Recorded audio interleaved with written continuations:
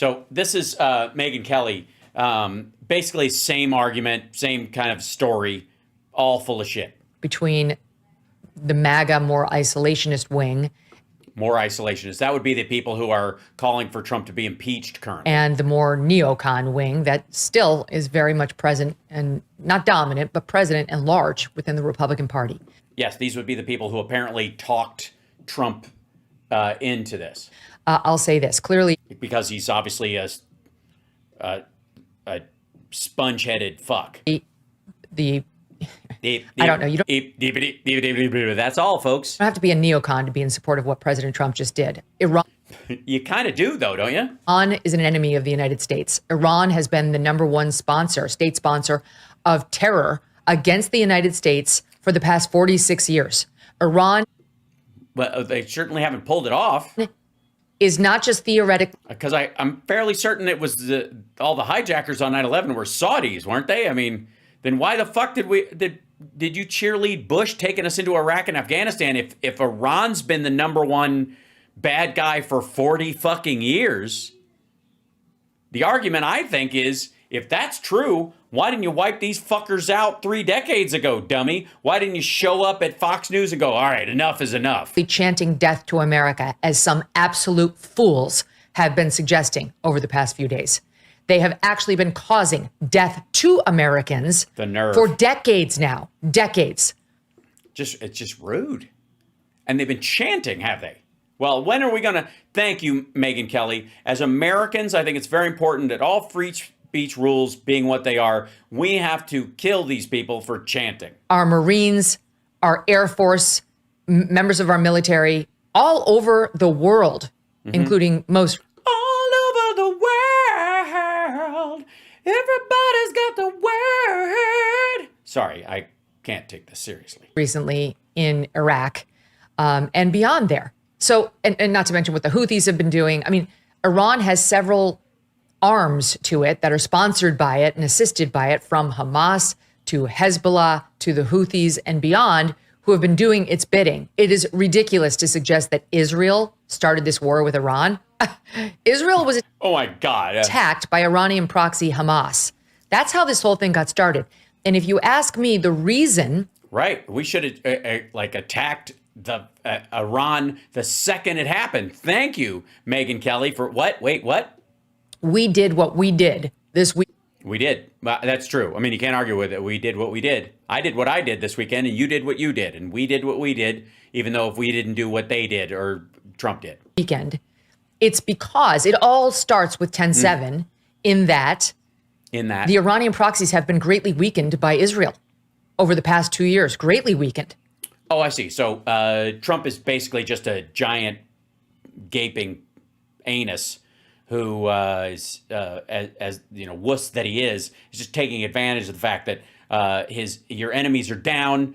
Israel's got him on the ropes. Why not just roll in and finish him and take credit? I see. Okay, so this was just a big ego flag. Okay. I mean, Hezbollah's in tatters. Hamas is too. The Houthis just got bombed by President Trump for weeks. Yeah, and then until they didn't, and now they're buddies, or are they? 6 weeks, by the way. No one was saying he didn't have authorization to do it, just like they didn't say Obama didn't have authorization on the thousands of strikes he did that didn't have specific congressional authorization beyond the authorization of... Yeah, real quick. Those were about terrorist camps or actual fighters like ISIS or something that were separate from the government of the country that they were in. And in most cases, we got permission of those countries, specifically Iraq and Syria even, were okay with us striking, and even aided in some cases us striking the militias that were inside their borders. This is very different than hitting Iranian facilities in Iran. Even the killing of Qasem Soleimani, which was an assassination act, when Trump did it, he waited till the guy was in Iraq. He was in a different country. He wasn't even in the process of doing his job necessarily. He was outside the country, and Trump took advantage of that fact. Is she on the fat shot? No, she's. I think she's just starving herself and drinking a lot of gin. Use of military force that was passed after 9/11. Right? Both presidents, many presidents have used it. No, not the same thing. Sorry. Wholly different thing. No. And even in the case where other people may have done it, I would even arguably go back to Bush. there was at least the illusion that they had attacked us first. Us, not our proxies, not other people, not an ally, but us.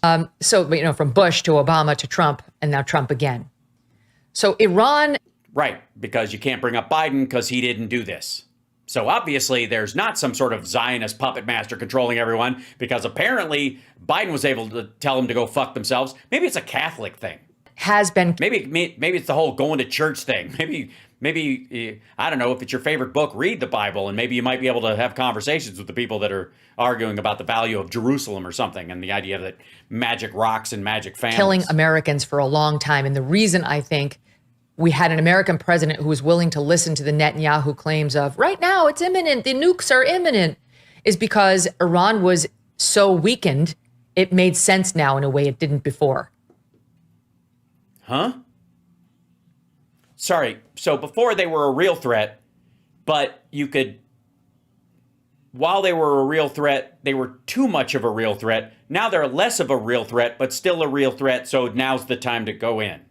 It was, in a way, less provocative to bomb Iranian nuclear sites right now than it ever has been before. And it, because Israel attacked them and cleared the skies and all that kind of stuff and acted, I guess, as a proxy. Is that what you're saying? So if it was a real test of his manhood and his mettle as a leader, he whiffed it last time. And so this time Israel did most of the work for him.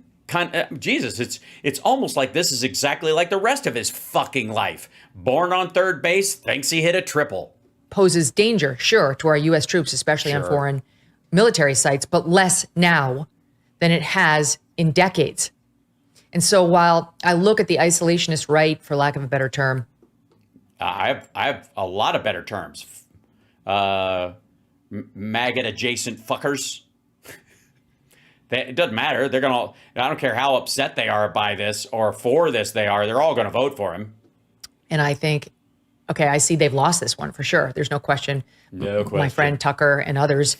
Oh, Tucker's lost it. That's for sure. And Bannon did not want this to happen. Thank you, Catherine. So they lost this one.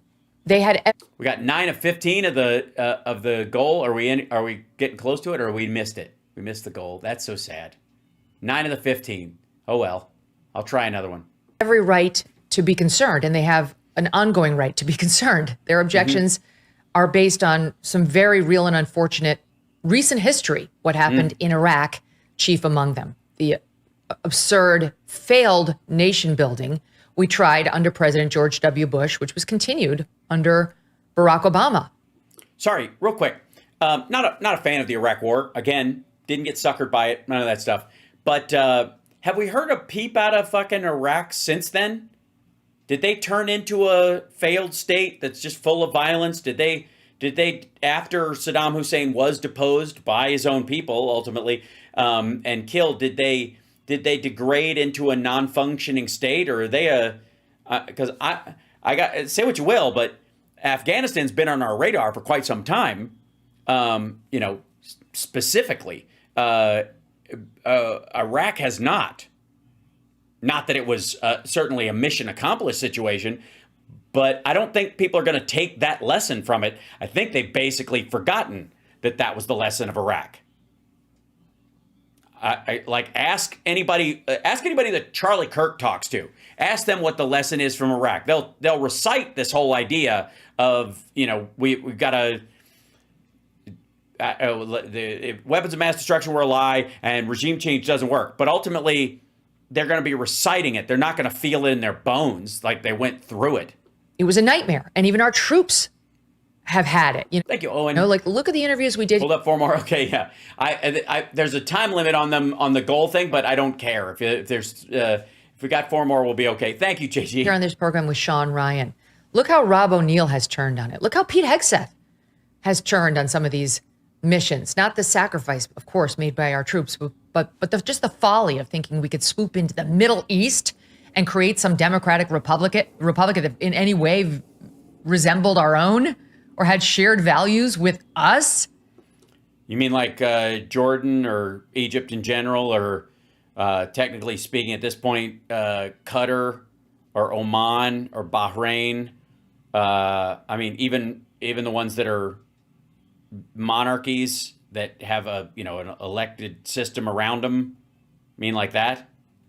Also, I guess technically Iraq, even though it's become a semi-subsidiary of Iran in the last little bit. Oh my gosh, Jen. Thank you so much. I guess I am sticking around. My goodness. So we're a little jaded when it comes to Middle East meddling. Yeah, but who gives a shit? It doesn't mean anything. I don't care if you're jaded. These assholes are going to vote for him again. She's going to support anything that Trump wants to do with migrants, with healthcare, or lack of what he's going to do with healthcare, gutting healthcare. Who gives a shit if you're jaded in this particular situation if it's not going to affect your fucking behavior? That's my problem with it. I'm jaded about this. That's why I'm not going to vote for another Republican again, because I happen to think that Democrats handle this shit differently. And I'm not deluded like a bunch of these motherfuckers to think that if Al Gore had been president in 2001 after 9/11, if it even happened at all, because I think Al Gore would have read his presidential daily brief and it might have been averted in the first place, that the idea that Al Gore would have gone, well, time to go into Iraq is bullshit. And anybody who sells that is trying to forgive their own, like, I don't know, I voted for the guy, maybe we can have a beer with him. He seemed like an okay guy at the time. We need an outsider, like the son of somebody who was already president. Understandably. And the other piece of it that is real is Bibi Netanyahu is suffering right now when it comes to some large factions of the American people with looking like the boy who cried wolf. All right. Now, I'm sorry, but I've been in the news business for 20 years now. Wait, when did that start? And every single one of them. You used to work at Fox, though, so probably 3 years maybe since you've done the podcast. And even then, I would say, simmer down. You're on Sirius XM. I have heard him say that Iran is months, at most a couple of years away from getting a nuclear bomb. Yeah, but there was also other stuff, I think, in there, wasn't there? Like they did stuff, they struck their places and set them back a couple of years, and then they would start rebuilding again, and that was the whole point. That's why we're dangerously close to an argument about regime change, you fucking moron, because that's every time they say, like, oh, they're months away, we got to do something, so a strike would happen or a deal would be made. Arguably, the deal that Obama made set their program back without violence for several years, but then when Trump kicked it out, suddenly we're back on that ratchet again. We didn't hear that shit all during the JCPOA. Every single one of them. And we pulled a little montage of it over the years, but I mean, we could have gone back to the 1990s with Bibi doing this. Here's just a sampling. The most dangerous of these regimes is Iran. Only the United States can lead this vital international 96. effort to stop the nuclearization of terrorist states. But the deadline for attaining this goal is getting extremely close. They're very close. They're 6 months away from being about 90% of having the enriched uranium for an atom bomb. 2012. By next spring, at most, by next summer, 12. at current enrichment rates. Yeah, we can read the fucking number, lady. Good God. Hold on. I've seen this thing before, and it doesn't sell the point. Who gives a shit? Yeah, we know. Arsenal, and this in a matter of weeks, once it makes that decision. Yeah, isn't that when the Republicans invited him to speak to Congress during Obama? Remember that? Okay, so he said it a lot. And I think a large portion of the American populace is reacting to that in not believing him. When he says it now and our president acts in response. And clearly our president is responding to the Israeli intelligence. There was a New York Times report out just this weekend talking about how or lack thereof. The Israeli intelligence showed it was dated actually this is dated last Wednesday.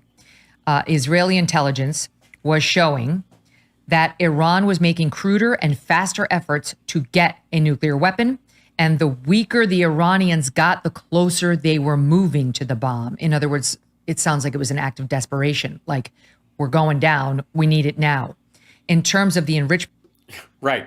And isn't the timing perfect? of uranium, Iran was days away from where it needed to be, but there were other components it still required to complete the weapon. It points out in the same... Yeah, like the rocket, the timer, the trigger mechanism, the delivery shell for it.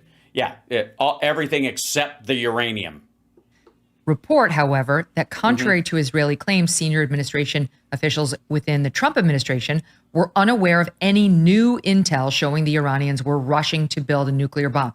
It seems clear to me that Trump was listening to Bibi's intel and not to our own. And there are flaws with our own because we've had a... Well, yeah, Tulsi Gabbard, I guess. Why don't you just call her out? Obviously, Trump is big on if he wants an organization within the government to fail, he puts a woman in charge. Do you have anything to say on that?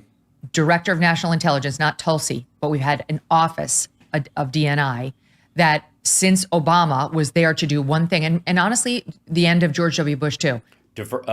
Avoid war? To just say Iran doesn't mean it. Iran's not actually going to do a bomb. Don't worry, because there's zero. Whoa, lady. You don't get to fucking roll back like we've got a bunch of the hits of the guy who cried wolf. We have all these things of him calling it and then lay it at the feet of Bush and Obama for going, yeah, that's the way we felt about it too. We weren't taking the bait. Now that Trump takes the bait all of a sudden, that makes it real? Get the fuck out of here.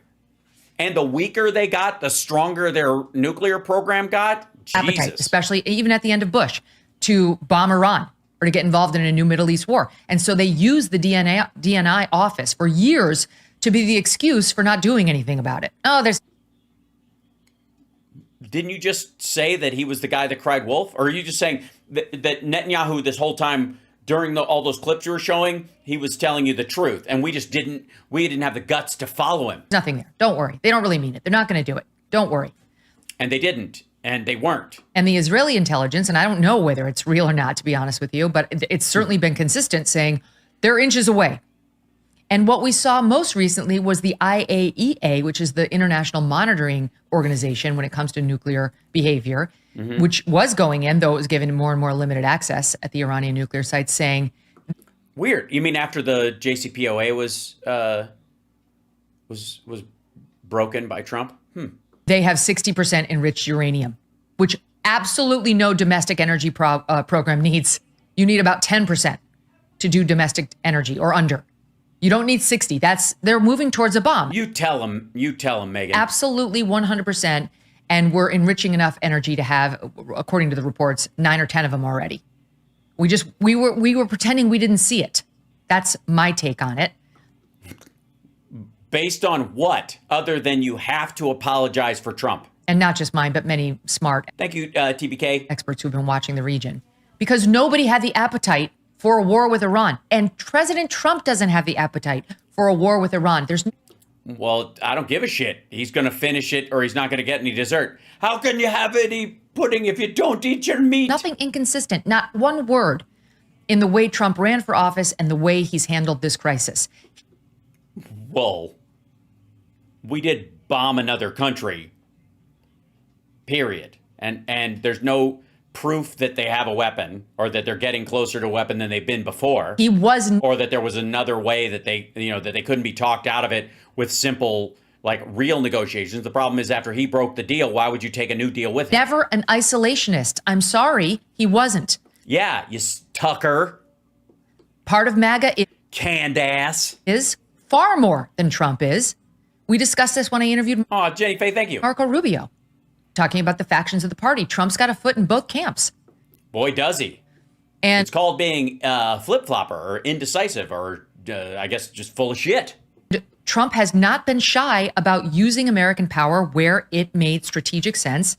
And he thought... Yeah, look down and read. Yeah, he's not been shy about, a lot of things to do in the studio today. A lot of things. How did this get so messy? Can I get a squeegee or something? This studio is a mess.